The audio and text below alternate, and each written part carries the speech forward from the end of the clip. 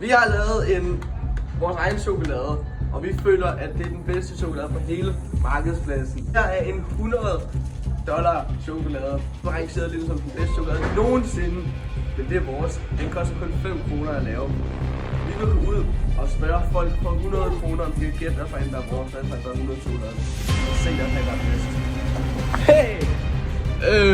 Jeg har 2 chokolader her, og den ene, det er en $100 chokolade, og den anden, det er fra vores brand, Feastfuls. Ja, prøv lige at smage en af dem. Kan du smage den anden? Hvad for en var bedst? Jeg tror, at det der er den $100. Jeg vendte den lige om. Og det var forkert. Og du tabte 100 kroner, Du tabte 100 kroner. Får bare en af vores chokolader. Tusind tak.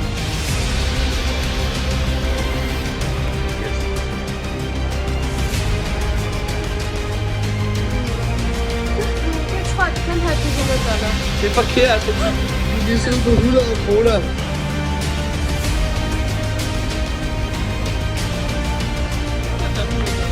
Det er forkert.